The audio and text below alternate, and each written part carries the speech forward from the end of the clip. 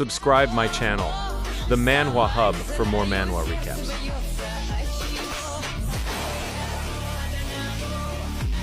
मेरे चालाक भाई ने मुझे 105 मिलियन देकर अपनी जगह एक अमीर औरत से ब्लाइंड डेट पर जाने को कहा। उसने मुझे उसकी तरह बर्ताव करने और उस अमीर औरत की हर बात मानकर उसका दिल जीतने की हिदायत दी थी। मैं गया तो सही, लेकिन मैं उस बेवकूफ की तरह बर्ताव करने वाला नहीं था। मेरे पास 35,000 अरब की संपत्ति वाली इस खूबसूरत अमीर औरत से मिलने का अपना एक अलग तरीका था। रेस्तरां पहुंचते ही मैंने उसे पहली नजर में पहचान लिया। वो खिड़की के पास बैठी अपना फोन देख रही थी। उसकी उंगलियां स्क्रीन पर तेजी से चल रही थी। मेज पर एक छोटा और सुंदर हैंडबैग रखा था और उसके बगल में एक महंगी दिखने वाली रेड वाइन का गिलास था। मैंने कुर्सी खींची और धम से बैठ गया। उसने सिर उठाकर मुझे सिर से पैर तक परखा, मेरे बिखरे बालों से लेकर मेरी मुड़ी तुड़ी शर्ट तक, और आखिर में उसकी नजर मेरे मिट्टी से सने जूतों पर आकर रुक गई। उसकी भौहें हल्की सी सिकुड़ गई। तुम ही की बात दात हो। उसकी आवाज में ठंडक थी, जैसे कांच के गिलास में बर्फ का टुकड़ा गिर गया हो। मैंने बिना कुछ कहे सिर हिला दिया। वेटर आगे बढ़ा और उसने मुझे एक मेन्यू थमा दिया जो ईंट से भी ज्यादा मोटा था। मैंने उसे खोल कर देखा। मुझे सारे अक्षर पता थे, लेकिन एक साथ मिलकर वे कौन सी डिश बन रहे थे ये मुझे समझ नहीं आ रहा था। हालांकि उनके आगे लिखी कीमत मुझे साफ दिखाई दे रही थी। सबसे सस्ती डिश भी 1 मिलियन से ज्यादा की थी। मैंने मेन्यू को जोर से बंद कर दिया। मेरे लिए 21,000 वाला एक नूडल का बाउल ले आओ। वेटर दंग रह गया। उसके चेहरे की बनावटी मुस्कान किसी प्लास्टिक की तरह जम गई। सामने बैठी बाख गुंग बांग भी हैरान थी। उसने मुझे देखा और पहली बार उसकी आंखों में कुछ असली भाव दिखे। ये नफरत नहीं, बल्कि उलझन थी। माफ करे सर, हमारे यहाँ नूडल्स नहीं मिलते। वेटर की आवाज में अब खींच साफ झलक रही थी। तो फिर रहने दो, मेरे लिए बस एक गिलास सादा पानी ले आना, और हाँ, पानी गर्म होना चाहिए। इतना कहकर मैंने बाख गुंग बांग की तरफ देखकर दांत चियारे। सुंदर होने के साथ साथ आप बहुत दयालु भी हैं। आज का बिल आप ही दे देना, मेरी जेब थोड़ी खाली चल रही है। अचानक वहां खामोशी छा गई। बाख गुंग बांग ने अपनी खूबसूरत आंखें सिकोड़कर मुझे वैसे देखा जैसे कोई बिल्ली शिकार करने से पहले देखती है। मैं अपने दिमाग में अपने भाई की चीखें सुन सकता था। तू तो गया बेवकूफ। 105 मिलियन पानी में डूब गए, लेकिन मुझे अंदर ही अंदर बहुत मजा आ रहा था। बाख गुंग बांग ने कुछ नहीं कहा, बस मुझे घूरती रही। उसकी नजरें बेहद तेज थी, किसी सर्जन के चाकू जैसी, जो मुझे अंदर बाहर से चीर कर देखना चाहती हो। पता नहीं क्यों, लेकिन मैं भी उसकी नजरों का डटकर सामना करता रहा। वेटर ने पानी का गिलास मेज पर रखा। मैंने एक घूंट पिया। तुम उसकी बात आज जैसे बिल्कुल नहीं हो जिसे मैं जानती हूँ। आखिर उसने अपनी चुप्पी तोड़ी। उसकी उंगलियां मेज पर धीरे धीरे थिरक रही थी। इंसान बदल ही जाता है, मैंने पानी का गिलास नीचे रखते हुए पूरे आत्मविश्वास से कहा, खासकर तब जब उसके पास पैसे न हो। मेरी इस बात ने उसे निशब्द कर दिया। कुछ सेकंड बाद उसके होठों पर एक हल्की सी मुस्कान तैर गई। तुम्हें कितने पैसे चाहिए? आ गया वही घिसापिटा सवाल। मेरे भाई ने मुझे रटाकर भेजा था कि अगर वह ये सवाल पूछे तो मुझे पैसों को कचरा समझना है और कहना है कि मैं यहाँ सिर्फ प्यार के लिए आया हूँ। मैंने गला साफ किया। ज्यादा नहीं, बस इस खाने के बिल जितने। आपने जो डिश और वाइन मंगाई है उसका बिल 28 से 35 मिलियन के बीच तो आ ही जाएगा।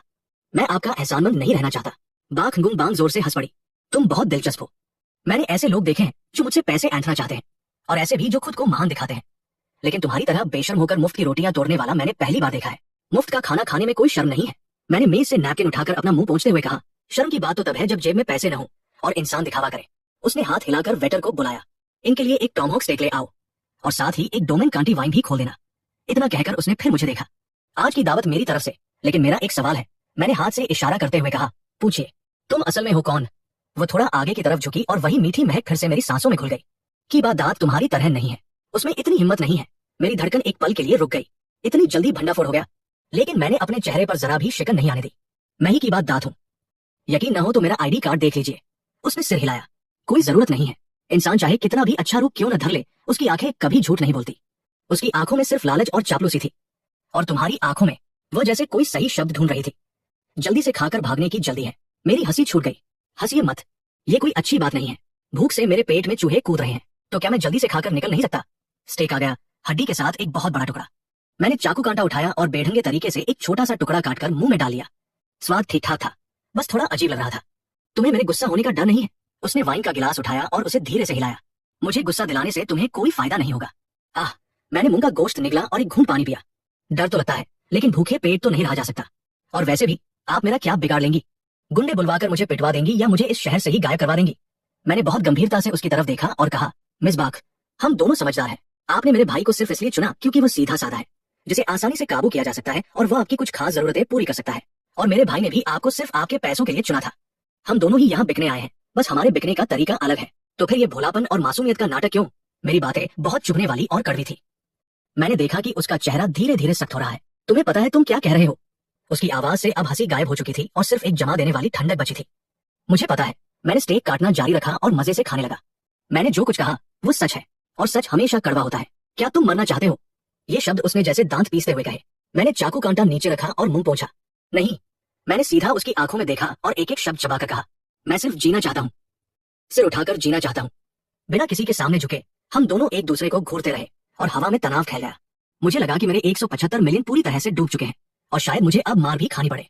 लेकिन ताज्जुब की बात यह थी कि मुझे बिल्कुल भी घबराहट नहीं हो रही थी, बल्कि अंदर ही अंदर एक रोमांच सा महसूस हो रहा था। बहुत देर बाद उसने अचानक अपना फोन उठाया और एक नंबर डायल किया। मुझे एक आदमी के बारे में जानकारी चाहिए की बात। उसकी पूरी फाइल मुझे भेजो, ये भी कि उसका कोई भाई है या नहीं। फोन रखकर उसने वाइन का एक घूंट लिया। अब हम एक खेल खेलेंगे। जब तक मेरे लोग तुम्हारी असलियत का पता लगाते हैं तब तक तुम कोई अच्छी सी कहानी सोच लो कि मैं तुम्हें इस खिड़की से नीचे क्यों न फेंक दूं। मैंने उसकी नजरों के इशारे पर खिड़की के बाहर देखा। 38वीं मंजिल से गिरने पर तो लाश का एक टुकड़ा भी नहीं मिलेगा। मैंने पानी का गिलास उठाकर एक और घूंट पिया। ठीक है, तो चलो बात करते हैं। अगर मेरी कहानी अच्छी हुई तो क्या मैं इस स्टेक को पैक कराकर घर ले जा सकता हूँ? बाख गुंगबांग 3 सेकंड तक मुझे हैरानी से देखती रही और फिर जोर से हंस पड़ी। इस बार वो पहले से भी ज्यादा जोर से हंसी, जैसे उसकी आंखों में आंसू ही आ जाएंगे। बाख गुंगबांग का फोन बजने लगा। उसने फोन उठाया, कुछ सुना और फिर फोन रखकर मुझे देखने लगी। की बा सोंग, की बा दाद का जुड़वा भाई, एक बेरोजगार आवारा जो दिहाड़ी मजदूरी करके अपना पेट पालता है। तो बताओ, उसने तुम्हें अपनी जगह बलि का बकरा बनने के लिए कितने पैसे दिए थे? मैंने स्टेक का आखिरी टुकड़ा अपने मुंह में डाल लिया। सिर्फ 175 मिलियन के लिए तुम मुझसे इस तरह बात करने की हिम्मत कर रहे हो? उसने भौहें सिकोड़ी, जैसे उसे ये रकम बहुत मजाक लग रही हो। तो और क्या आपको लगता है मैंने ये प्यार के लिए किया है? मिस बाख, क्या आपको इस बात पर यकीन है? उसने कुछ नहीं कहा, बस अपनी तेज नजरों से मुझे परखती रही। तभी रेस्तरां के दरवाजे पर कुछ शोरगुल हुआ। 2 आदमी और एक औरत अंदर आए। आगे चलने वाला आदमी एक चमकदार सफेद सूट पहने हुए था। उसके बाल पीछे की तरफ ऐसे चिपके थे जैसे किसी गाय ने चाट लिया हो। गुंगबांग, तो तुम यहाँ हो? पास आते ही उसने बाख गुंगबांग का हाथ पकड़ना चाहा, लेकिन उसने बड़ी चालाकी से अपना हाथ पीछे खींच लिया। उसकी नजर मुझ पर पड़ी और उसकी आंखों में नफरत और तिरस्कार साफ झलक रहा था। ये मेरे दोस्त है की बादात, बाख गुंगबांग ने बहुत ही रूखे स्वर में कहा, लेकिन उसकी नजर मुझ पर थी, जैसे वह देखना चाहती हो कि मैं क्या प्रतिक्रिया देता हूँ। दोस्त, मैं अपने मन में इस शब्द पर विचार करने लगा। सफेद सूट वाले आदमी के बगल में खड़ी ज्यादा मेकअप वाली औरत ही करके हंसने लगी। गुंगबांग, तुम्हारा ये दोस्त तो बहुत ही सादे कपड़े पहनता है, इसे किस सड़क से उठाकर लाई हो? उसके इतना कहते ही वे तीनों जोर से हंस पड़े। मुझे जरा भी गुस्सा नहीं आया, बस शोर बहुत लग रहा था। मैंने अपना पानी का गिलास उठाया, एक घूंट पिया और उस ज्यादा मेकअप वाली औरत को देखा। तुम्हारी नाक टेढ़ी हो गई है। औरत की हंसी एकदम रुक गई। उसने तुरंत अपना हाथ अपनी नाक पर रख लिया। तुम क्या बकवास कर रहे हो? मैं बकवास नहीं कर रहा, मैं तुम्हें बहुत ध्यान से देख रहा हूँ। तुम्हारी नाक में जो सिलिकॉन डला है वो थोड़ा खिसक गया है और तुम्हारी ठुड्डी की सर्जरी भी शायद खराब हो गई है। एंगल थोड़ा अजीब लग रहा है, तुम्हें इसे ठीक करवा लेना चाहिए, वरना बारिश में तुम्हारे चेहरे पर पानी रिसने लगेगा। उस औरत का चेहरा गुस्से से लाल हो गया। उसके बगल में खड़े आदमी का चेहरा भी तमतमा गया। बस सफेद सूट वाले ने किसी तरह अपना आपा बनाए रखा, लेकिन उसकी नजरें अब ठंडी हो चुकी थी। ये दोस्त तो बहुत बड़बोला है, पता नहीं किस ऊंचे पद पर काम करते हैं। सड़क किनारे, मैंने सच बोला, और मेरा पेशा है जिंदगी के बारे में विचार करना। फूट। बाख गुंगबांग अपनी हंसी नहीं रोक पाई और जोर से हंस दी। सफेद सूट वाले का चेहरा अब पूरी तरह से उतर चुका था। गुंगबांग, तुम्हें ये अजीब आदमी कहाँ से मिल गया?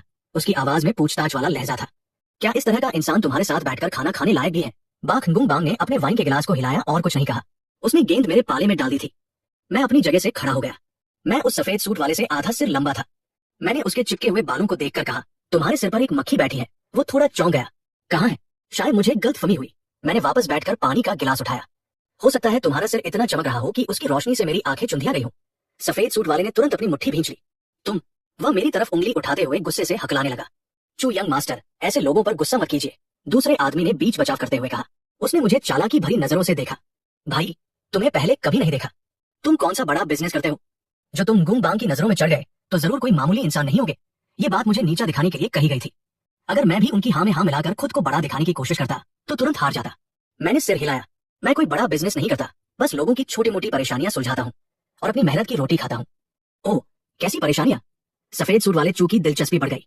उसे लगा कि उसने मेरी कमजोरी पकड़ ली है। हमें भी तो बताओ, ताकि हम भी तुमसे सीख सके कि गुंगबांग को कैसे खुश किया जाता है, जैसे दूसरों की जगह ब्लाइंड डेट पर जाना। ये कहते ही मैंने जानबूझकर बाख गुंगबांग की तरफ देखा। उसकी आंखों में एक चमक आई, लेकिन अगले ही पल वो फिर से शांत हो गई। चू यंग मास्टर का चेहरा देखने लायक था। गुंगबांग की ब्लाइंड डेट।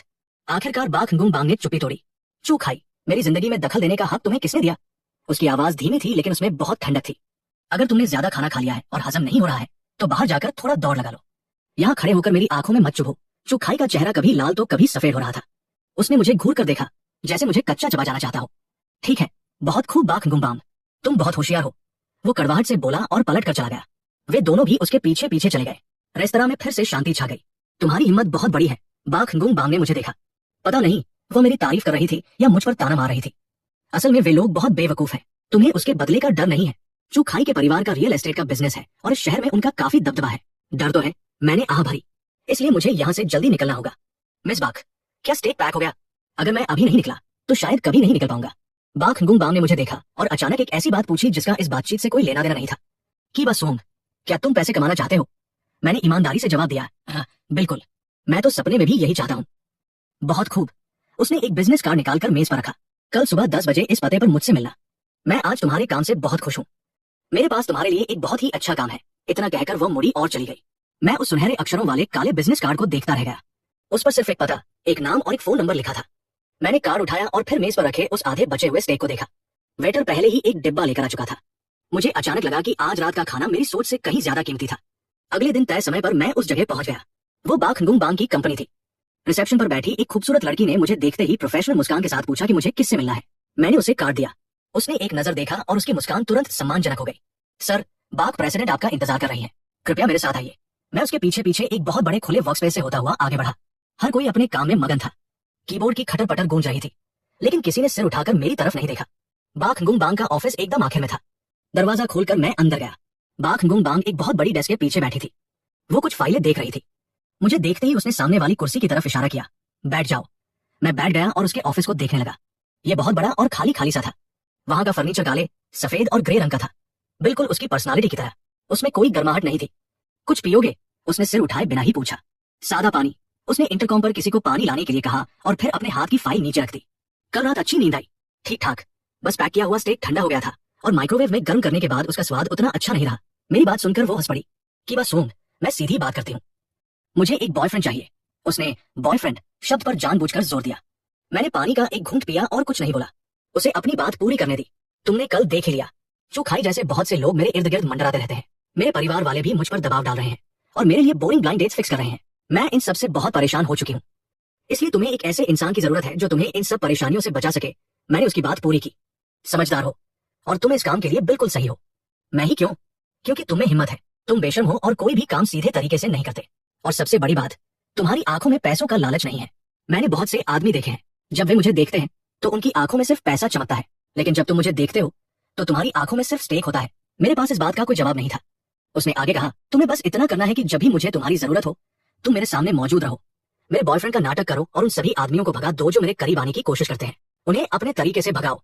सुनने में यह किसी अंगरक्षक या ढाल की तरह लग रहा होगा, तुम ऐसा ही समझ सकते हो, लेकिन ये सब मुफ्त में नहीं होगा। उसने अपनी दराज से एक कॉन्ट्रैक्ट निकाला और मेरे सामने रख दिया। इस पर दस्तखत कर दो। तुम्हारी तनख्वाह हर महीने 350 मिलियन होगी। इसके अलावा तुम जितनी बार भी मेरी किसी परेशानी को सुलझाओगे तुम्हें बोनस के तौर पर 175 मिलियन मिलेंगे। महीने के 350 मिलियन। मैंने कॉन्ट्रैक्ट पर लिखी रकम को देखा और मेरी धड़कनें तेज हो गई।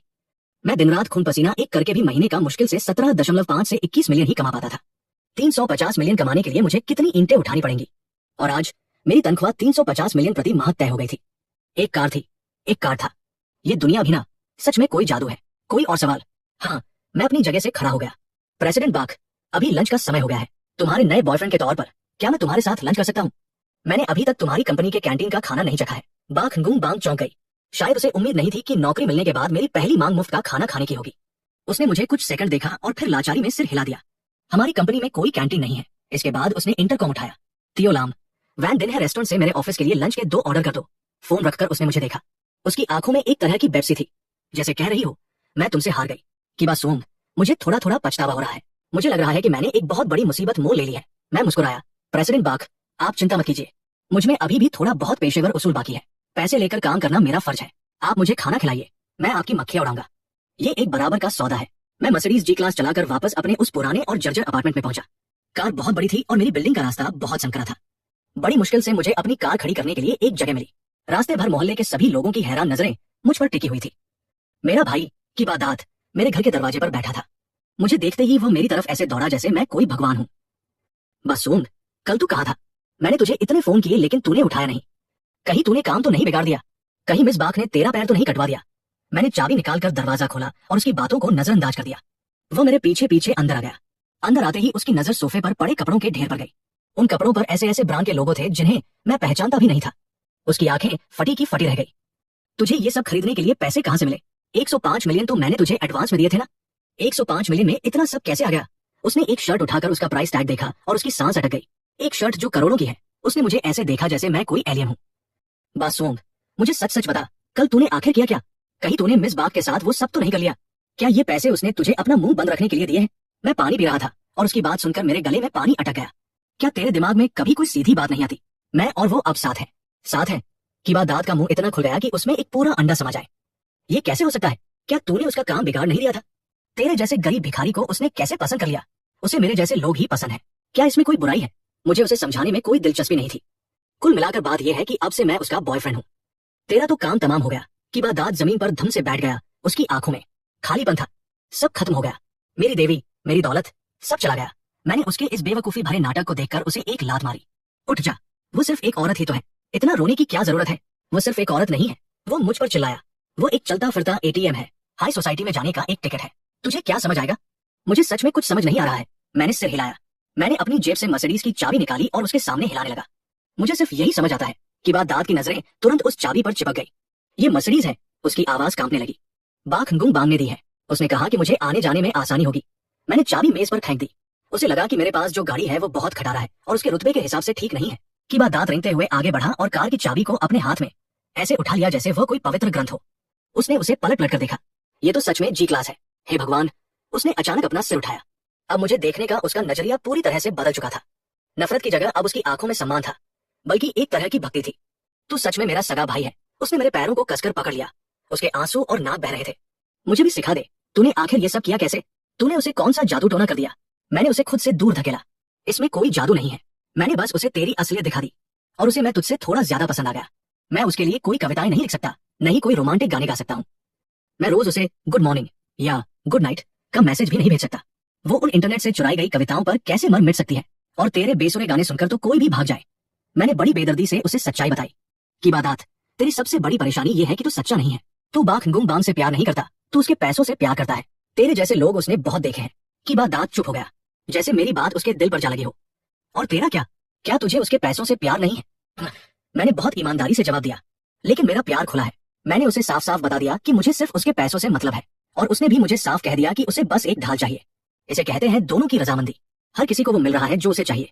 कि बाद दांत मुझे घूरता रहा, जैसे वो मुझे पहली बार देख रहा हो। बस सूंघ, तू बदल गया है। इंसान बदल ही जाता है। मैंने बाख गुंग बांग से कही गई बात दोहराई, खासकर तब जब कोई तुम्हें महीने के 350 मिलियन देने को तैयार हो। मैंने उसके कंधे पर हाथ रखा। ठीक है, अब रोना बंद कर। आज के बाद तेरा भाई तेरा ख्याल रखेगा। बता, तुझे कितने पैसे चाहिए? कि बाद दांत की आंखें चमक उठी। उसने अपने हाथ मलते हुए ही करके हंसा। ज्यादा नहीं। मेरी नजर एक लिमिटेड एडिशन स्नीकर्स पर है, और तियोले का हैंडबैग भी अब पुराना हो गया है। मैंने उसका ये रवैया देखकर अपना सिर हिलाया। कुछ लोगों को दूसरों के तलवे चाटने की आदत ही पड़ जाती है। इनका कुछ नहीं हो सकता। बाख गुंग बांग के बॉयफ्रेंड के तौर पर मेरे तीसरे दिन मुझे अपना पहला आधिकारिक काम मिला। आज रात एक चैरिटी बैंक्वेट है, तुम मेरे साथ चलोगे? फोन पर बाख गुंग बांग की आवाज बहुत शांत थी। नहीं, मैं सोफे पर लेटकर गेम खेल रहा हूँ, बस जीतने ही वाला हूँ। जो खाई भी आ रहा है, वो आजकल एक एक्ट्रेस के पीछे पड़ा है। आज रात बैंक्वेट में वो सबके सामने उसे प्रपोज करने वाला है। ओह, तो उसे मेरी तरफ से शुभकामनाएं देना। मैंने गेम में एक चाल चली और सामने वाले को हरा दिया। मैं नहीं चाहती कि वह कामयाब हो। वह एक्ट्रेस हमारी कंपनी की नई टैलेंट है, उसमें बहुत क्षमता है। मैं नहीं चाहती कि चू खाई जैसा घटिया इंसान उसकी जिंदगी बर्बाद कर दे। तो तुम मुझसे क्या चाहती हो? प्रपोजल को बर्बाद करना है? हाँ, मैं चाहती हूँ कि तुम उसके प्रपोजल का तमाशा बना दो। उसे ऐसा बर्बाद करो कि वह और वो एक्ट्रेस दोनों किसी को मुंह दिखाने लायक न रहे। ये काम थोड़ा मुश्किल है। मैंने अपनी ठुड्डी खुजलाते हुए कहा। पैसे ज्यादा लगेंगे, 350 मिलियन। डन। मैंने तुरंत गेम बंद कर दिया। मुझे पता भेज दो, काम हो जाएगा। फोन रखने के बाद मैं सीटी बजाता हुआ अपनी अलमारी के पास गया। बाख गुंग बांग ने मेरे लिए जो सूट खरीदे थे, आज उन्हें पहनने का मौका मिल ही गया। शाम को मैं अपनी मर्सिडीज जी क्लास में ठीक समय पर उस होटल के बाहर पहुंचा जहां बैंक्वेट होने वाला था। जब मैंने वेले को अपनी गाड़ी की चाबी दी तो मुझे लगा जैसे मेरी जिंदगी ही बदल गई है। बाख गुंग बांग पहले से ही मेरा इंतजार कर रही थी। उसके वहां पहुंचते ही हर किसी की नजर उस पर टिक गई। मैं उसके पास गया और बहुत स्वाभाविक तरीके से उसका हाथ पकड़ लिया। उसका शरीर पल भर के लिए थोड़ा अकड़ गया, लेकिन फिर वो सहज हो गई। मैं भी कुछ कम नहीं लग रहा, है ना? मैंने उसे आंख मारी। मैं एकदम प्रोफेशनल लग रहा हूँ, सही कहा ना? हम दोनों अंदर गए और चू खाई की नजरें किसी सर्चलाइट की तरह हम पर पड़ी। वो सफेद ड्रेस पहने एक एक्ट्रेस के साथ खड़ा था, जो बहुत ही मासूम लग रही थी। मुझे बाख गुंग बांग का हाथ पकड़े देखकर उसका चेहरा गुस्से से काला पड़ गया। गुंग बांग, तो तुम सच में इसे अपने साथ ले आई? मैं अपने बॉयफ्रेंड को बैंक्वेट में लेकर आई हूँ, इसमें क्या परेशानी है? चू खाई का चेहरा और भी तमतमा गया। उसके पास खड़ी एक्ट्रेस का नाम आंकी था। उसने मुझे बड़ी उत्सुकता से देखा। उसकी आंखों में थोड़ी पूछताछ वाली चमक थी। चू यंग मास्टर, क्या ये बहन बांग के बॉयफ्रेंड है? सच में बहुत टैलेंटेड लग रहे हैं। चू खाई ने एक ठंडी सांस ली। टैलेंटेड? ये तो बस औरतों के पैसों पर पलने वाला एक आशिक है। मैंने उस पर ध्यान नहीं दिया और आंकी की तरफ देखा। तुम आंकी हो ना? मैंने तुम्हारी एक फिल्म देखी है। आंकी की आंखें चमक उठी। सच में? कौन सी फिल्म? वही जिसमें तुमने एक कॉलेज स्टूडेंट का रोल किया था, जिसका अपहरण करके उसे पहाड़ों में बेच दिया जाता है। और फिर उसे उसी किडनैपर से प्यार हो जाता है। आंकी की मुस्कान गायब हो गई। वह फिल्म उसके करियर का सबसे बड़ा दाग थी। इंटरनेट पर लोगों ने उसे बहुत गालियां दी थी। मुझे तुम्हारी एक्टिंग बहुत अच्छी लगी, मैंने पूरी गंभीरता से कहा, खासकर वो आखिरी सीन जब तुम रोते रोते चिल्लाती हो कि भले ही वो मुझे मारे, मुझे गालियां दे, मुझे जाने ना दे, लेकिन उसने मुझे एक छत तो दी है। उस सीन में तुम्हारी एक्टिंग किसी अवार्ड विनिंग एक्ट्रेस जैसी थी। तुम्हें स्टॉकहोम सिंड्रोम का बहुत गहरा असर हो गया था। अब आंकी का चेहरा ऐसा हो गया था जिसे बुरा कहना भी कम होगा। बाख गुंग बांग के कंधे काम रहे थे। वो बड़ी मुश्किल से अपनी हंसी रोक पा रही थी। चू खाई गुस्से से आग बबूला हो रहा था। कमीने, तुझे बात करने की तमीज नहीं है क्या? मैंने क्या गलत कह दिया? मैंने एकदम मासूमियत से पूछा। क्या वो फिल्म आंकी का मास्टरपीस नहीं है? मुझे लगा ये तो उनकी एक्टिंग की तारीफ है। आसपास के लोग हमारे बारे में फुसफुसाने लगे थे। आंकी की आंखें लाल हो गई थी। उसने चू खाई को रुहासी होकर देखा। चू खाई, ये मुझे परेशान कर रहा है। चू खाई ने मेरी तरफ उंगली उठाई। तू रुक जा, इतना कहकर वह आंकी को वहां से ले गया। बहुत बढ़िया। बाख गुंग बांग ने मुझे शैंपेन का एक गिलास दिया। स्टार्टर तो खत्म हो गया, अब मेन कोर्स आने वाला है। तुम तैयार हो? मैंने अपना गिलास उसके गिलास से टकराया। मेरी डिक्शनरी में तैयारी नाम का कोई शब्द नहीं है। मुझे तो मौके पर चौका मारना पसंद है। बैंक्वेट आधा खत्म हो चुका था। तभी एमसी ने बहुत ही उत्साह से ऐलान किया, अब हमें बहुत ही रोमांटिक पल के गवाह बनने वाले हैं। लाइटें कम हो गई और स्टेज के बीचों बीच एक स्पॉटलाइट पड़ी। चू खाई एक घुटने के बल बैठा था। उसके हाथ में लाल गुलाबों का एक बड़ा सा गुलदस्ता था और वह आंकी को प्यार से देख रहा था। आंकी, तुमसे मिलना मेरी जिंदगी की सबसे अच्छी बात है। वो बहुत ही घिसे-पिटे और चीजी डायलॉग बोलने लगा। आंकी की आंखें नम थी। वो इतनी भावुक लग रही थी जैसे उसके पास शब्द ही न बचे हों। पूरा हॉल शांत था। सभी इस रोमांटिक प्रपोजल को देख रहे थे। बाख गुंग बांग ने मुझे कोहनी मारी। अब तुम्हारी बारी है। मैंने सिर हिलाया, मेज से केक की एक प्लेट उठाई और उसे पूरी ताकत से स्टेज की तरफ फेंक दिया। प्लेट हवा में एक शानदार आग बनाती हुई सीधी चू खाई के सिर पर जाकर लगी। उसका वो तेल से चिपका हुआ सिर, छपाक, क्रीम उसके चेहरे पर फैल गई।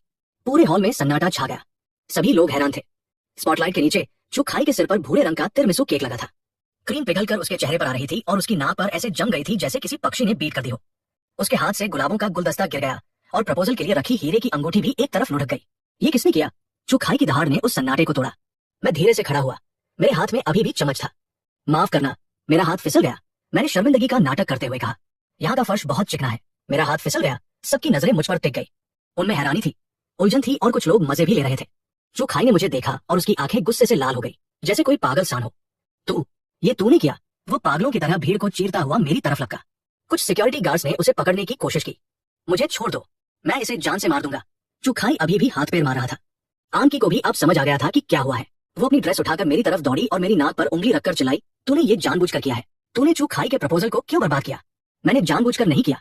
मैंने उसे बहुत ही मासूम आंखों से देखा।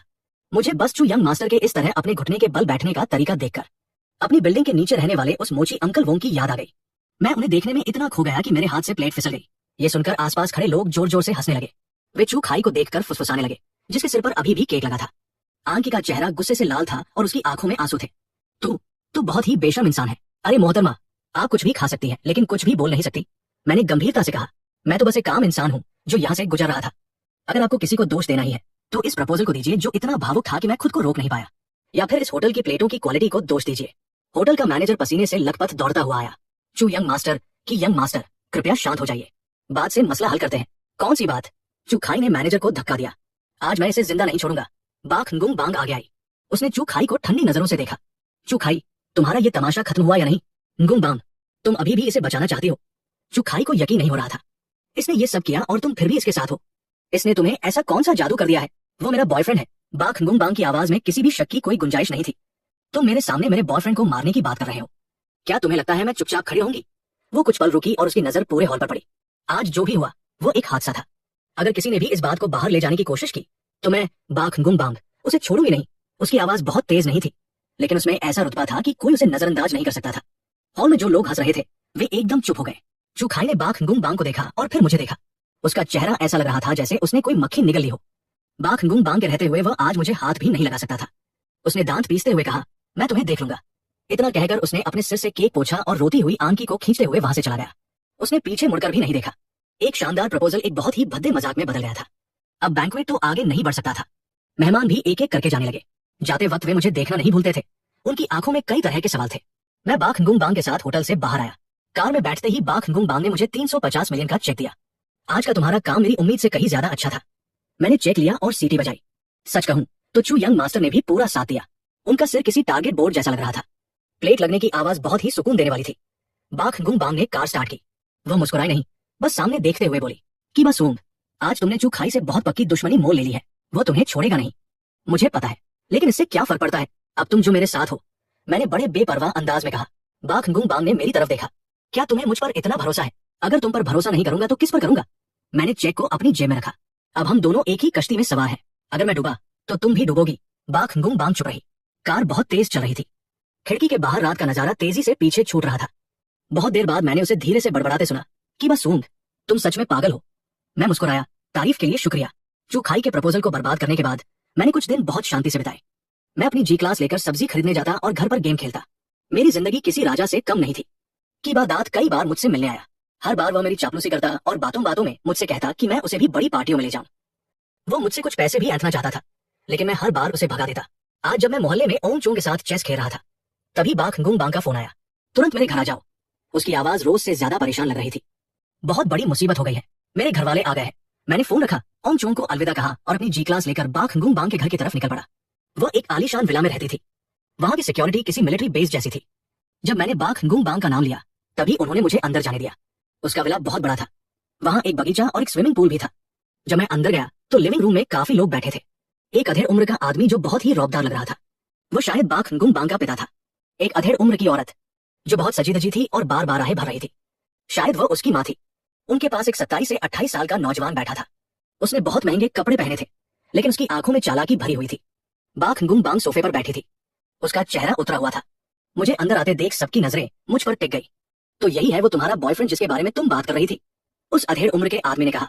उसकी आवाज बहुत भारी थी, जैसे किसी को हुक्म देने की आदत हो। बाघ गुंग बांग ने सिर हिलाया।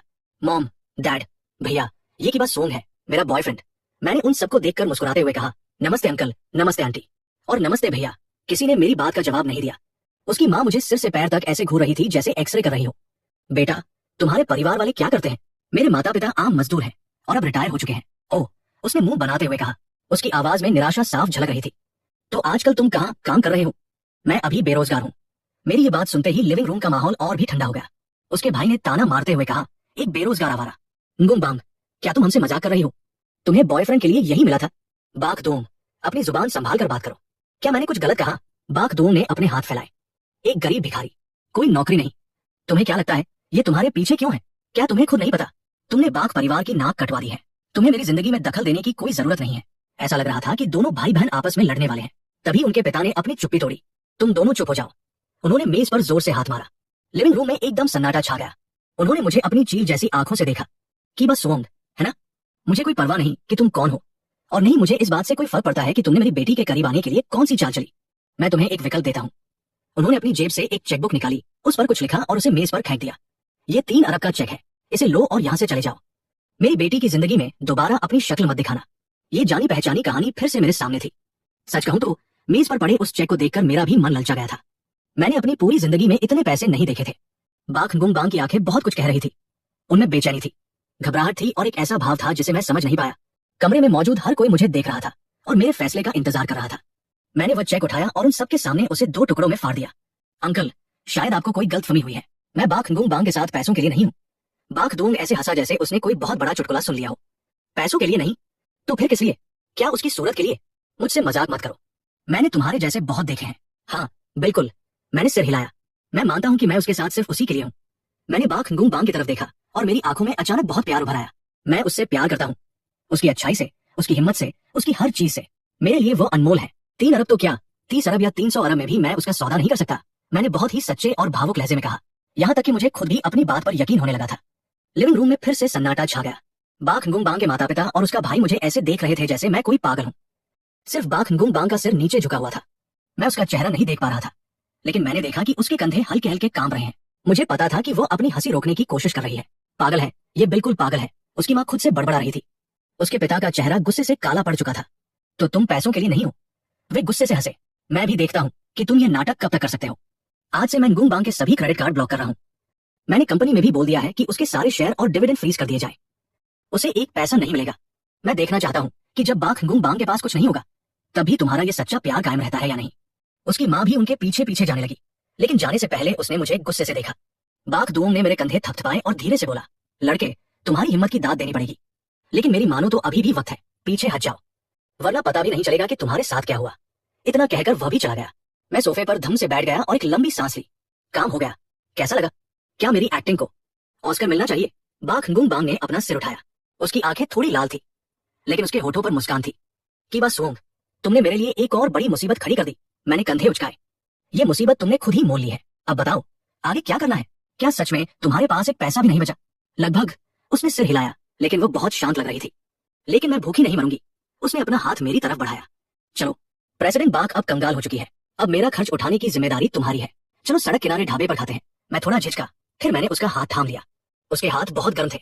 उस दिन के बाद बाक हुंगुम बांग सच में दिवालिया हो गई। उसने अपना आलीशान विला छोड़ दिया और मेरे साथ मेरे उस छोटे और जर्जर से अपार्टमेंट में शिफ्ट हो गई। जबकि बाद दात ने बाक हुंगुम बांग को सूटकेस के साथ मेरे दरवाजे पर खड़े देखा, तो वो इतना हैरान हुआ कि उसके हाथ से उसका बैग छूट कर गिर गया। ये सब क्या है? मैं दिवालिया हो गई हूँ। बाक हुंगुम बांग ने इतनी आसानी से कहा जैसे वो बता रही हो कि आज मौसम बहुत अच्छा है। इसके बाद वो बिना किसी झिझक के मेरे बेडरूम में चली गई, जिसमें सिर्फ एक ही बिस्तर था, और वहीं रहने लगी। और मैं सोफे पर सोने लगा। शुरुआत में मेरा भाई बहुत खुश हुआ। उसे लगा कि उसका मौका फिर से आ गया है। वो रोज मेरे घर के चक्कर लगाता। वो बाक हुंगुम बांग की चापलूसी करता और उसके लिए चाय पानी लाता। लेकिन बाक हुंगुम बांग ने उसकी तरफ ध्यान भी नहीं दिया। उसने जो बेकार सी कविताएं लिखी थी, बाक हुंगुम बांग ने उन्हें रद्दी के कागज की तरह समझ लिया। जब वो अपने बेसुरे गाने गाता तो बाक हुंगुम बांग सीधे अपने ईयरफोन लगा लेती। कुछ दिनों बाद की बात दात का दिल टूट गया। उसने सच्चाई को मान लिया और चुपचाप वहां से चला गया। प्रेसिडेंट बाक का रुतबा छिनने के बाद बाक हुंगुम बांग पूरी तरह से बदल गई थी। वो अब एक कार्टून वाला पजामा पहनती थी और टीवी के रिमोट के लिए मुझसे लड़ती थी। जब मैं गेम खेलने में इतना मगन हो जाता कि उसकी तरफ ध्यान नहीं देता, तो वो चुपके से मेरे इंटरनेट का तार निकाल देती। और जब मैं खाना बना रहा होता तो वो मेरे पीछे से आकर कटी हुई खीरा चुरा कर खा लेती। अब वो एक घमंडी रानी नहीं, बल्कि एक दोस्त की तरह थी जो मेरे साथ रह रही थी। एक ऐसी दोस्त जो थोड़ी परेशान करने वाली थी, लेकिन मुझे बुरी नहीं लगती थी। उस रात मैं आधी रात तक गेम खेलता रहा। जब मैं पानी पीने के लिए लिविंग रूम में आया तो मैंने देखा कि बाक हुंगुम बांग बालकनी में अकेली बैठी बाहर का नजारा देख रही है। मैं उसके पास गया और उसे एक बियर का कैन दिया। कुछ सोच रही हो? उसने बियर ली और एक घूंट पिया। कुछ नहीं, बस सोच रही थी कि ये जिंदगी भी कितनी अच्छी है। इसमें क्या अच्छा है? पैसे नहीं है, रहने के लिए बड़ा घर नहीं है, और तुम्हें मेरे जैसे बेरोजगार के साथ एक ही छत के नीचे रहना पड़ रहा है। लेकिन ये बहुत सुकून भरा है। उसने पलटकर मुझे देखा। अंधेरे में उसकी आंखें चमक रही थी। अब मुझे कोई नाटक नहीं करना पड़ता, उन अजीब लोगों और परेशानियों का सामना नहीं करना पड़ता। बहुत सालों बाद मुझे इतना सुकून मिला है। वो अचानक मुस्कुरा दी। कि बस सोंग, तुम्हें पता है मेरे पिता ने मेरे अकाउंट ब्लॉक कर दिए, लेकिन इसका मुझ पर कोई असर नहीं पड़ा। मेरी अपनी एक प्राइवेट इन्वेस्टमेंट कंपनी है जिसे वो हाथ नहीं लगा सकते। मैं हैरान रह गया। तो फिर तुम यहाँ मेरे पास क्यों आई? क्योंकि मुझे ये सब बहुत मजेदार लग रहा था। मैं देखना चाहती थी कि जो इंसान हमेशा कहता है कि वह पैसों के लिए नहीं है, वो मेरे कंगाल होने पर क्या करता है। तो क्या नतीजा निकला? नतीजा ये निकला कि तुम मेरी सोच से भी ज्यादा बड़े कमीने हो। उसने मुझे देखा।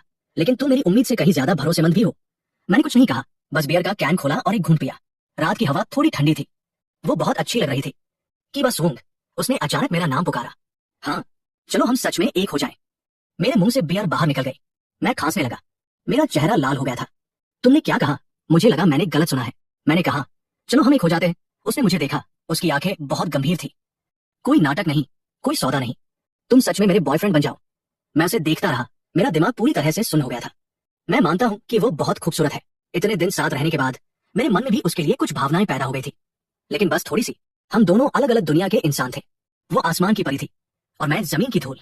तुमने ज्यादा पी ली है। मैंने अपना मुंह फेर लिया। मेरी उसकी आंखों में देखने की हिम्मत नहीं हो रही थी। मैं नशे में नहीं हूं, मैं पूरे होश में हूं। कि बस सोंग, मुझे तुम पसंद हो।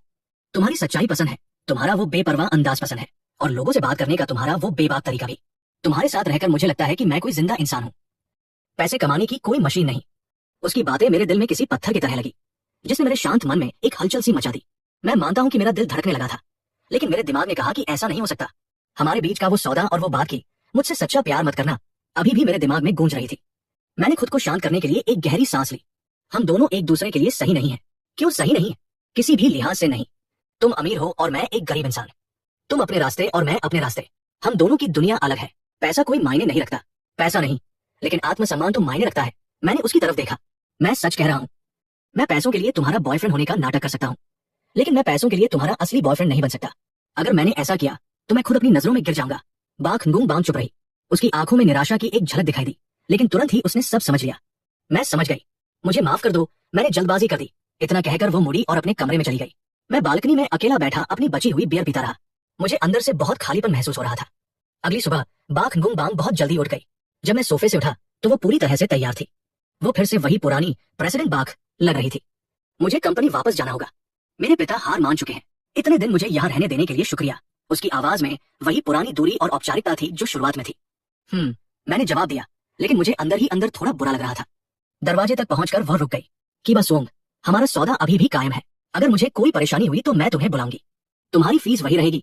इतना कहकर वह चली गई। दरवाजे के बंद होने की आवाज आई और ऐसा लगा जैसे हमारे बीच कुछ जो पनप रहा था वो भी उस दरवाजे के साथ ही बंद हो गया। कीबा दांत ठीक खाने के वक्त पर आ गया। जब उसने देखा कि बाघ गुंग बांग वहां नहीं है तो उसका चेहरा उतर गया। तुम्हारी देवी चली गई? हाँ, मैं नूडल्स बना रहा हूँ। मैंने पीछे मुड़े बिना ही कहा। मैंने तो पहले ही कहा था कि कोई परी मुर्गियों के दड़बे में कैसे रह सकती है। वो मेरे पास आया और फुसफुसा कर बोला, क्या जाते वक्त उसने तुम्हें कोई ब्रेकअप फीस दी? मैंने नूडल्स निकाले, उन पर सॉस डाला और उसकी बात पर ध्यान नहीं दिया। तुझे क्या हो गया है? तू इतना उदास क्यों है? उसने मेरी उदासी को भांप लिया था। झगड़ा हुआ क्या? नहीं। तो क्या उसने तुझे छोड़ दिया? मैंने मेज पर जोर से अपनी चॉपस्टिक्स पटकी। क्या तू कभी मेरे लिए कुछ अच्छा नहीं सोच सकता? की बात दांत डर गया और चुप हो गया। मैं नूडल्स खाने लगा। स्वाद बुरा नहीं था, बस थोड़ा नमकीन लग रहा था। शायद मेरे आंसू उसमें गिर गए थे। मैं आखिर सोच क्या रहा था? खाना खाने के बाद मैंने उसे कल रात की सारी बात बता दी। मेरी बात सुनकर वो बहुत देर तक हैरान रहा। फिर उसने अपनी जांघ पर जोर से हाथ मारा और मुझे ऐसे देखा जैसे मैं कोई बेवकूफ हूं। कि बस सोंग, तेरा दिमाग खराब हो गया है क्या? 35,000 अरब की मालकिन ने तुझे प्रपोज किया और तूने उसे मना कर दिया। किस लिए? अपने उस 2 कौड़ी के आत्मसम्मान के लिए। तुझे कुछ समझ नहीं आता। मुझे सच में समझ नहीं आता। मुझे बस इतना पता है कि तूने अभी अभी 350 अरब का नुकसान कर लिया है। वो बहुत दुखी लग रहा था। तुझे बस हाँ कहना था और तेरी पूरी जिंदगी, बल्कि तेरा अगला जन्म भी संवर जाता। तुझे और क्या चाहिए? वो खुद नहीं सोच रही कि तुम दोनों एक दूसरे के लायक हो या नहीं, तो तू क्यों सोच रहा है? अभी वो नहीं सोच रही, लेकिन बाद में क्या होगा? जब ये नयापन खत्म हो जाएगा तो उसे लगेगा कि मैं उसके लायक नहीं हूं। तब मैं क्या करूंगा? एक कुत्ते की तरह जिसे उसने लात मार कर निकाल दिया हो। लात मार दी तो क्या हुआ? कीबा दांत ने बहुत ही जोश में कहा। एक अमीर औरत से लात खाना भी कोई बेइज्जती की बात नहीं है। कम से कम तूने कुछ दिन तो राजाओं की तरह जिया होगा ना। और अब क्या? तू अपने उस फटे पुराने आत्मसम्मान को पकड़े बैठा है। नतीजा क्या निकला? तू अभी भी एक गरीब भिखारी है। जाकर अपने वो 21,000 वाले नूडल्स खा। उसकी बातों ने मेरी बोलती बंद कर दी थी, क्योंकि वह जो कह रहा था वो सच था। बस सोंग, कीबा दांत की आवाज थोड़ी नरम हुई। मुझे पता है तू बहुत खुददार है, लेकिन असल जिंदगी को भी देख। हम जिस जगह से आते हैं वहां बाघ गुंग बांग जैसी किसी इंसान का मिलना किसी चमत्कार से कम नहीं है। तूने ये मौका गवा दिया तो समझ ले सब कुछ गवा दिया। दांत ने एक आह भरी। तू सोच ले, अगर तुझे समझ आ जाए तो जाकर उसे मना ले। आदमियों को थोड़ी बेशर्मी दिखानी पड़ती है, इसमें कोई बेइज्जती नहीं है। इतना कहकर उसने मेज से बर्तन उठाए और रसोई में धोने चला गया। मैं बहुत देर तक लिविंग रूम में अकेला बैठा सोचता रहा। क्या वह सही कह रहा था? शायद हाँ, लेकिन मेरे दिल के किसी कोने से हमेशा यह आवाज आती थी कि मैं ऐसा नहीं कर सकता। मैं गरीब हो सकता हूँ, मैं किसी काम का नहीं हो सकता हूँ, लेकिन मैं अपने उसूलों से समझौता नहीं कर सकता। मेरा और बाघ गुंग बांग का रिश्ता एक सौदे से शुरू हुआ था। अगर मैं उसके पैसों के लिए उसके साथ रहा तो हमारा रिश्ता हमेशा एक सौदा ही रहेगा, और मुझे ये मंजूर नहीं था। तभी मेरे फोन पर एक मैसेज आया। ये बाघ गुंग बांग का मैसेज था। आज शाम 7 बजे उसी होटल में जहां पिछली बार चैरिटी बैंक्वेट हुआ था, एक कॉकटेल पार्टी है। जो खाई भी आएगा। उसने मेरी कंपनी के बारे में कुछ बुरी खबरें ढूंढ निकाली है और वो आज पार्टी में उनका पर्दाफाश करने वाला है। नियम वही रहेंगे। इस परेशानी से निपटने में मेरी मदद करो। मैंने मैसेज देखा और मुस्कुरा दिया। देखा, हमारे बीच आखिर में एक सौदा ही है। जब मैं होटल पहुंचा तो बाघ गुंग बांग दरवाजे पर ही मेरा इंतजार कर रही थी। वह फिर से वैसी ही ठंडी और घमंडी लग रही थी। मुझे देखकर उसने सिर्फ सिर हिलाया। माहौल थोड़ा अजीब था। चलो, उसने चुप्पी तोड़ते हुए कहा और मेरा हाथ पकड़ लिया। उसका हाथ बहुत ठंडा था। कॉकटेल पार्टी बहुत ही शानदार थी। हमारे अंदर जाते ही सबकी नजरें हम पर टिक गई। पिछले बैंक्वेट में हुए उस केक हादसे की वजह से मैं और बाघ गुंग बांग दोनों ही चर्चा में आ गए थे। जो खाई ने भी हमें देख लिया था। वो लोगों की भीड़ से घिरा हुआ था जो उसके साथ शराब पी रहे थे। मुझे देखते ही उसकी आंखों में नफरत की आग भड़क उठी। वो अपना गिलास लेकर हमारी तरफ आया। अरे, क्या ये प्रेसिडेंट बाघ और उनका वो पालतू बॉयफ्रेंड नहीं है? कैसा रहा? पिछली बार का केक खाने में मजा आया। उसके आसपास खड़े लोग जोर जोर से हंसने लगे। ठीक ठाक था। मैंने बिना घबराए कहा, बस क्रीम थोड़ी ज्यादा मीठी थी। अगली बार फ्रूट केक मंगवाना, वो ज्यादा अच्छा लगेगा। चुखाई का चेहरा गुस्से से लाल हो गया। ज्यादा मत उड़ लड़के, उसने मेरे कान के पास आकर फुसफुसाया। पिछली बार बाघ गुंग बांग ने तुझे बचा लिया था, लेकिन आज मैं तुझे यहाँ से पैरों पर चलकर नहीं जाने दूंगा। ठीक है, मैंने सिर हिलाया। लेकिन जाने से पहले क्या मैं कुछ खा सकता हूँ? मैंने रात का खाना नहीं खाया है। इतना कहकर मैं उसे नजरअंदाज करता हुआ बुफे की तरफ चला गया। बाघ गुंग बांग भी मेरे पीछे आई। तुम उस पर ध्यान मत दो, वह एक पागल कुत्ता है। मुझे पता है। मैंने एक प्लेट ली और उस पर एक सैल्मन मछली का टुकड़ा रखा। वो तुम्हारे खिलाफ क्या करने वाला है? उसने मेरी कंपनी के वाइस प्रेसिडेंट को खरीद लिया है और एक फर्जी फाइनेंशियल रिपोर्ट तैयार करवाई है। वो आज रात सबके सामने ये साबित करना चाहता है कि मेरी कंपनी ने अपने खाते में हेराफेरी की है, जिससे मेरे शेयरों की कीमत गिर जाए। तो तुम्हारी असली रिपोर्ट कहाँ है? वो मेरे असिस्टेंट के पास है, लेकिन मैं उससे संपर्क नहीं कर पा रही हूँ। बाघ गुंग बांग ने अपनी भौहें सिकोड़ी। मुझे शक है कि चू खाई के आदमियों ने उसे किडनैप कर लिया है, इसलिए हमें अभी समय बर्बाद करना होगा जब तक कि हम उसे ढूंढ न लें। सही कहा, मैंने सैल्मन का एक टुकड़ा मुंह में डालते हुए कहा, लेकिन इस काम के लिए पैसे ज्यादा लगेंगे। बाघ गुंग बांग ने मुझे देखा। उसकी आंखों में कई सवाल थे। 700 मिलियन। डन। हम बात कर ही रहे थे कि चू खाई स्टेज पर चढ़ गया और उसने माइक ले लिया। देवियों और सज्जनों, मेरे दोस्तों, शुभ संध्या। सब लोग चुप हो गए और उसे देखने लगे। आज मैं यहाँ एक इंसान की असलियत से पर्दा उठाने आया हूँ। उसने सीधा बा खंगुम बांग की तरफ इशारा किया। बा खंगुम बांग एक ऐसी औरत जो बाहर से बहुत मजबूत और ईमानदार दिखती है, लेकिन अंदर ही अंदर वो अपनी कंपनी के खातों में हेराफेरी कर रही है। वो अपने निवेशकों को धोखा देकर उनकी जेबें काट रही है। उसने अपने हाथ में पकड़ी एक फाइल हवा में लहराई। मेरे पास उसकी कंपनी की सबसे नई फाइनेंशियल रिपोर्ट है। इसमें साफ लिखा है कि उसकी कंपनी दिवालिया होने की कगार पर है। उसकी बात सुनते ही पूरे हॉल में हलचल मच गई। सबकी नजरें बा खंगुम बांग पर थी। बा खंगुम बांग का चेहरा पीला पड़ गया। चू खाई, तुम मुझ पर झूठा इल्जाम लगा रहे हो। मैं झूठा इल्जाम लगा रहा हूँ या नहीं, ये तो सबको अभी पता चल जाएगा। चू खाई हंसा और उस रिपोर्ट को बड़ी स्क्रीन पर दिखाने की तैयारी करने लगा। स्थिति बहुत गंभीर थी। मैंने स्टेज पर खड़े चू खाई को देखा और फिर अपने पास खड़ी बा खंगुम बांग को, जिसके हाथ पैर ठंडे पड़ गए थे। मुझे पता था कि अब मेरे एक्शन लेने का समय आ गया है। मैं 100 मीटर की रेस दौड़ने वाले किसी एथलीट की तरह स्टेज की तरफ भागा। इससे पहले कि कोई कुछ समझ पाता, मैंने चू खाई के हाथ से माइक छीन लिया। पूरे हॉल की नजरें फिर से मुझ पर टिक गई। चू खाई ने मुझसे माइक छीनने की कोशिश की, लेकिन मैंने उसे धक्का देकर दूर कर दिया। मैंने नीचे खड़ी भीड़ को देखा और गला साफ किया। देवियों और सज्जनों, चू यंग मास्टर ने अभी जो भी कहा उस पर बिल्कुल यकीन मत कीजिएगा। क्यों? भीड़ में से किसी ने पूछा। मैंने एक गहरी सांस ली और पूरी ताकत से चिल्लाया, क्योंकि वो मुझसे प्यार करते हैं। वो ये सब सिर्फ मुझसे बदला लेने के लिए कर रहे हैं, क्योंकि मैंने उनसे उस औरत को छीन लिया जिससे वे प्यार करते थे। बा खंगुम बांग, उनका प्यार नफरत में बदल गया है। अगर वे मुझे नहीं पा सकते तो वे मुझे बर्बाद करना चाहते हैं। क्या आपको नहीं लगता कि वो पागल हो गए हैं? सभी लोग हक्के बक्के रह गए। चू खाई तो जैसे पत्थर का बन गया। वो जमीन पर पड़ा था और मेरी तरफ उंगली उठा रहा था।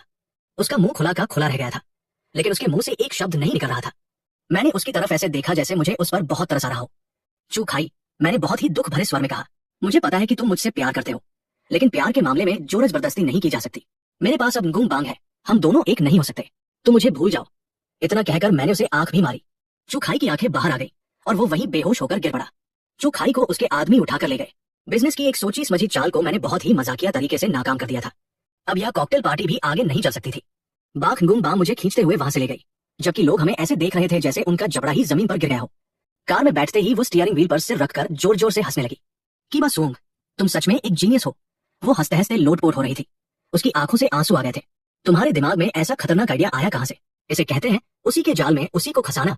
मैंने आराम से सीट बेल्ट बांधते हुए कहा। क्या उसे मुझ पर कीचड़ उछालना पसंद नहीं था? तो मैंने उस पर उससे भी बड़ा कीचड़ उछाल दिया, जिसे वो कभी साफ नहीं कर पाएगा। कल से ही ये खबर कि चू परिवार के बड़े बेटे ने अपने दुश्मन से प्यार में धोखा खाकर ये सब किया, पूरी हाई सोसाइटी में फैल जाएगी। इसके बाद चू खाई किसी को अपना मुंह दिखाने लायक नहीं रहेगा। और मेरे असिस्टेंट का क्या? बा खंगुम बांग ने मुश्किल से अपनी हंसी रोकते हुए पूछा। चिंता मत करो। मैंने अपना फोन निकाला और की बात दाद को कॉल किया। क्या तुमने काम कर दिया? क्या वो आदमी सुरक्षित है? हाँ, उन्हें उन बेवकूफ गुंडों से बचा लिया गया है। बात यह थी कि जब बा खंगुम बांग मुझे स्थिति के बारे में बता रही थी, तभी मैंने उसे उस जगह का पता भेज दिया था जहां उसका असिस्टेंट कैद था। मेरा भाई वैसे तो ज्यादा काम का नहीं था, लेकिन वो लड़ने में बहुत माहिर था। एक जमाने में वह भी गुंडागर्दी करता था। बा खंगुम बांग ने फोन पर आवाज सुनी और मुझे हैरानी से देखा। तुमने ये सब कब किया? उसी वक्त जब तुम मुझे बता रही थी। मैंने सब कुछ सेट कर दिया था। मैंने फोन काट दिया। मैंने आगे से ध्यान भटकाने का जिम्मा लिया और मेरे भाई ने पीछे से हमला किया। दो तरफा हमला हमेशा असरदार होता है। बा खंगुम बांग ने मुझे देखा और पहली बार उसकी आंखों में मेरे लिए सच्चा सम्मान दिखाई दिया। कीबा सोंग, मुझे लगता है मैंने तुम्हें हमेशा कम आका है। अभी भी देर नहीं हुई है। मेरे अकाउंट में 700 मिलियन ट्रांसफर कर देना। और हाँ, मेरे भाई ने भी इस काम में बहुत मदद की है। उसे भी कुछ बोनस दे देना, ठीक है? उसने कार स्टार्ट की। उसकी आवाज में हंसी थी। तुम जितना मांगोगे उतना दूंगी। रात के अंधेरे में कार दौड़ रही थी। कार में एक धीमा सा संगीत बज रहा था। हम दोनों में से किसी ने कुछ नहीं कहा, लेकिन अब हमारे बीच कोई झिझक या दूरी महसूस नहीं हो रही थी। बहुत देर बाद उसने अचानक कहा, कीबा सोंग, शुक्रिया, कोई बात नहीं। काम के पैसे लिए हैं। वो थोड़ी देर चुप रही और फिर बोली, सिर्फ आज के लिए नहीं, बल्कि मेरे घर पर जो हुआ था उसके लिए भी। 3 अरब का चेक ठुकराने के लिए शुक्रिया। मैं सच में बेवकूफ थी। मैंने खुद पर हंसते हुए कहा, अगर आज की बात होती तो मैं वो पैसे लेकर भाग जाता।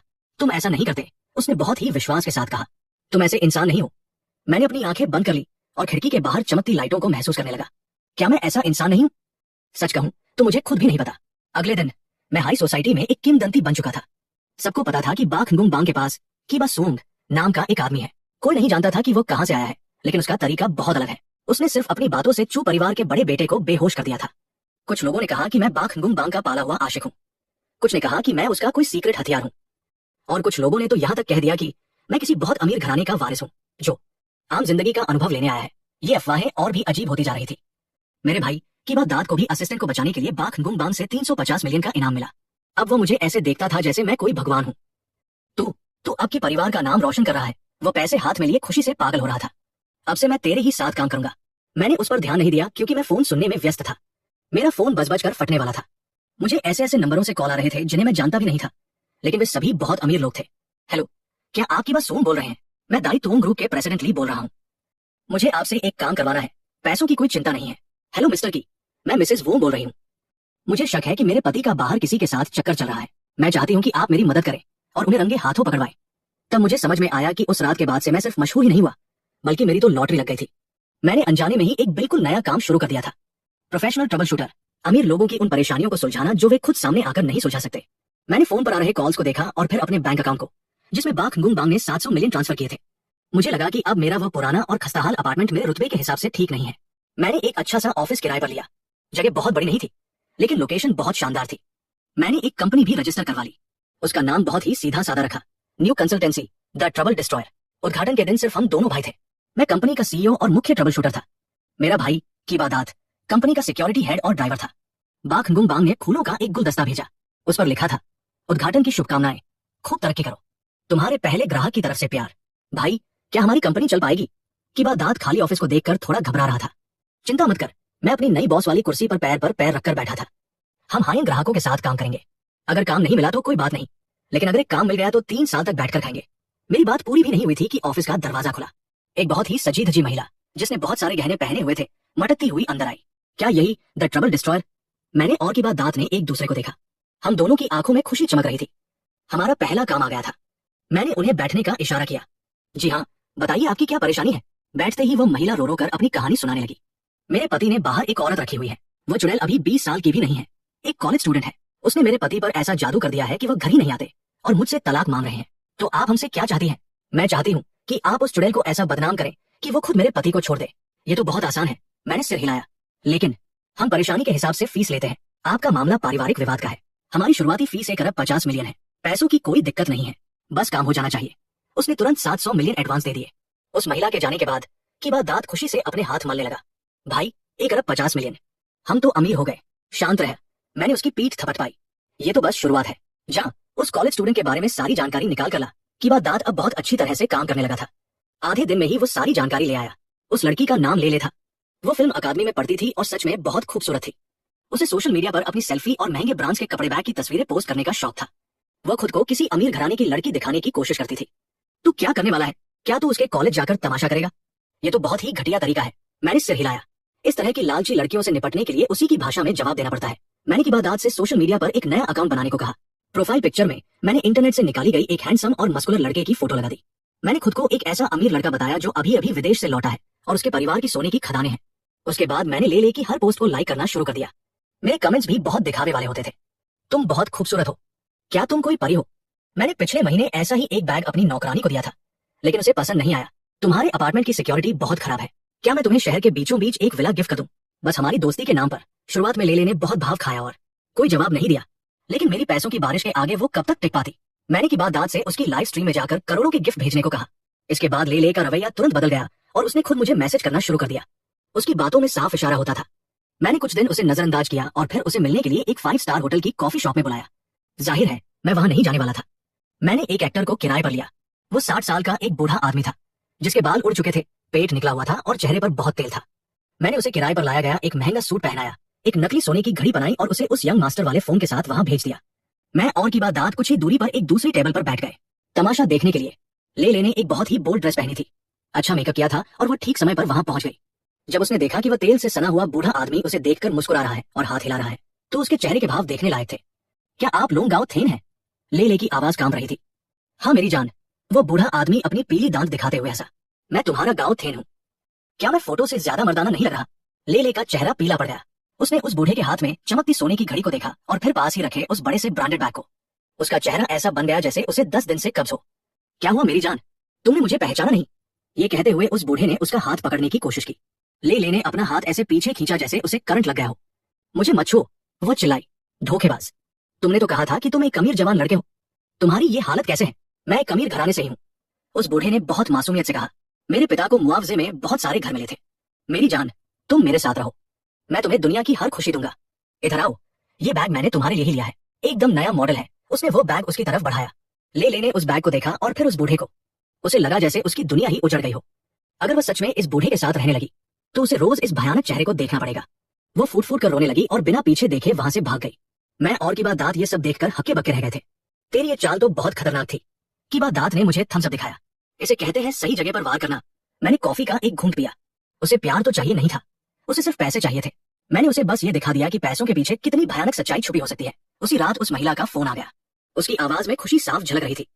मिस्टर की, आप सच में भगवान हैं। आज उस चुड़ैल ने खुद मेरे पति से ब्रेकअप कर लिया और उसने मेरे पति के दिए हुए सारे गिफ्ट भी वापस कर दिए। वो कह रही थी कि उसे अपना सच्चा प्यार ढूंढना है। बाकी के 1 अरब 50 मिलियन तुरंत मेरे अकाउंट में आ गए। मेरी कंपनी का पहला काम बहुत ही शानदार तरीके से पूरा हो गया था। इसके बाद मेरी कंपनी का नाम दूर दूर तक फैल गया। मेरे पास ऐसे ऐसे अजीबोगरीब काम आने लगे जिनके बारे में मैंने कभी सोचा भी नहीं था। किसी को अपने बेटे को समझाना था कि वो अपनी मनमर्जी छोड़कर पुश्तैनी बिजनेस संभाले। किसी को अपनी मंगेतर का टेस्ट लेना था कि क्या वो सच में उससे प्यार करती है। और एक बार तो एक एक्टर ने मुझसे कहा कि मैं उसका कोई छोटा मोटा स्कैंडल बनवा दूं ताकि उसके ठप पड़े करियर को थोड़ी पब्लिसिटी मिल सके। मैं और की बात दाद रोज इन अजीबोगरीब लोगों और उनकी परेशानियों से निपटते थे। हालांकि ये बहुत थका देने वाला काम था, लेकिन इसमें मजा भी बहुत आता था। मुझे लगने लगा था कि मेरा जन्म ही इस काम के लिए हुआ है। मैं बहुत आसानी से इंसानों की कमजोरियां पकड़ लेता था और फिर सबसे सीधे, असरदार और मजेदार तरीके से उनकी परेशानी सुलझा देता था। बाख गुंग बांग मेरी कंपनी की पक्की ग्राहक बन गई थी, लेकिन अब वह मुझे अपने आशिकों को भगाने के लिए नहीं बुलाती थी, बल्कि अपने बिजनेस के दुश्मनों को ठिकाने लगाने के लिए बुलाती थी। एक बार उसके एक दुश्मन ने उसकी कोर टेक्निकल टीम को लालच देकर तोड़ने की कोशिश की। मैंने एक हेड हंटर, नौकरी दिलाने वाला का नाटक किया और उस दुश्मन कंपनी के मैनेजर से मिला। मैंने उसे इतने बड़े सपने दिखाए कि वो सब कुछ छोड़कर अफ्रीका में एक ऐसी हीरे की खदान का मुआयना करने चला गया जो असल में थी नहीं। जब उसे पता चला कि वह ठगा गया है और वह रोता पीटता वापस लौटा, तब तक बाख गुंग बांग ने अपनी टीम को वापस अपने साथ कर लिया था। एक और बार एक दुश्मन कंपनी ने बाजार से सारा कच्चा माल खरीदकर स्टॉक कर लिया ताकि बाख गुंग बांग की कंपनी थपड़ जाए। मैंने बाजार में ये अफवाह फैला दी कि उस कच्चे माल में एक ऐसा केमिकल पाया गया है जिससे कैंसर हो सकता है। रातों रात उस दुश्मन का सारा स्टॉक कबाड़ बन गया और उसे करोड़ों का नुकसान हुआ। मेरे तरीके बहुत घटिया होते जा रहे थे, लेकिन मेरा नाम भी उतना ही मशहूर होता जा रहा था। इस बिजनेस में हर कोई मुझसे डरने लगा था। लोग कहते थे कि बस सूंग एक पागल इंसान है, एक शैतान है जो कुछ भी कर सकता है। वे सही कहते थे। मैं सच में पागल था, लेकिन मुझे पता था कि मैं कोई शैतान नहीं हूँ। मैं खुद एक बहुत बड़ी मुसीबत था जो दूसरों की मुसीबतें सुलझाने का काम करता था। कंपनी जब अच्छे से चलने लगी तो मैंने कुछ दिनों की छुट्टी ली। मैं अपनी मर्सिडीज जी क्लास लेकर अपने गाँव गया। मुझे देखकर मेरे माता पिता चौंक गए। उन्होंने मेरी गाड़ी देखी, मेरे महंगे कपड़े देखे तो उन्हें लगा कि मैंने कोई गलत काम शुरू कर दिया है। मुझे उन्हें ये समझाने में कई दिन लग गए कि उनका बेटा अब एक अच्छी खासी कंपनी का मालिक बन गया है। हालांकि मेरी कंपनी का काम थोड़ा अजीब जरूर था। मैंने अपने परिवार के लिए एक बड़ा घर खरीद लिया और अपने माता पिता के आराम के लिए उन्हें एक बड़ी रकम भी दी। उनके चेहरों पर खुशी देखकर मुझे पहली बार लगा कि पैसा सच में एक बहुत अच्छी चीज है। गांव से लौटकर मैंने सबसे पहला काम यह किया कि मैं बाख गुंग बांग से मिलने गया। मैंने वो ब्लैक कार्ड उसे वापस कर दिया जो उसने मुझे दिया था, वो कार्ड जिसका कोई पासवर्ड नहीं था। ये क्या कर रहे हो? उसने अपनी भौहें सिकोड़ी। मैंने इसमें से एक पैसा भी नहीं निकाला है, अब ये तुम्हारा है। उसने उस कार्ड को देखा और फिर मुझे, तुम्हारा मतलब क्या है? क्या तुम मुझसे अपना रिश्ता खत्म करना चाहते हो? अरे इस पर तो सोंग लिखा है। उसे देखकर मैं थोड़ा घबरा रहा था। मेरी हथेलियों में पसीना आ रहा था। मेरी कंपनी ने हाल ही में एक नया काम शुरू किया है। कैसा काम? शादी का अनुभव। ग्राहक तुम हो और ये सर्विस मैं दूंगा, और इस सर्विस की मियाद पूरी जिंदगी भर की है। मैंने एक गहरी सांस ली और एक घुटने के बल बैठ गया। इस सर्विस में शामिल है तुम्हारे साथ खाना खाना, तुमसे झगड़ा करना, तुम्हारे आसपास मंडराने वाली सारी परेशानियों को दूर भगाना, और जब भी तुम्हें मेरी जरूरत हो तुम्हारे पास रहना। और रही बात मेरी फीस की, मैं थोड़ा रुका। मैंने सीधा उसकी आंखों में देखा। तो मेरी फीस तुम हो तो प्रेसिडेंट बाख, क्या तुम मुझे काम पर रखना चाहोगी? बाख गुंग बांग सन्न रह गई।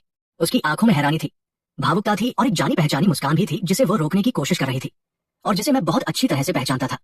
बहुत देर बाद उसने अपना हाथ आगे बढ़ाया। तुम जैसा गरीब इंसान प्रपोज भी ऐसे कर रहा है जैसे कोई बिजनेस डील कर रहा हो।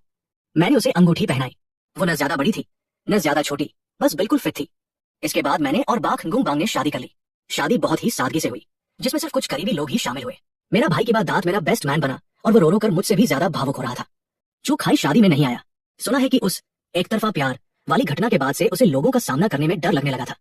वो बहुत दिनों से अपने घर से बाहर ही नहीं निकला था। मेरी कंपनी अभी भी चल रही है, मेरा बिजनेस दिन ब दिन बढ़ता जा रहा है, परेशानियां भी बढ़ती जा रही हैं, लेकिन अब मुझे किसी बात का डर नहीं है, क्योंकि अब मेरे साथ एक ऐसा इंसान है जो हर परेशानी का सामना करने में मेरा साथ दे सकता है।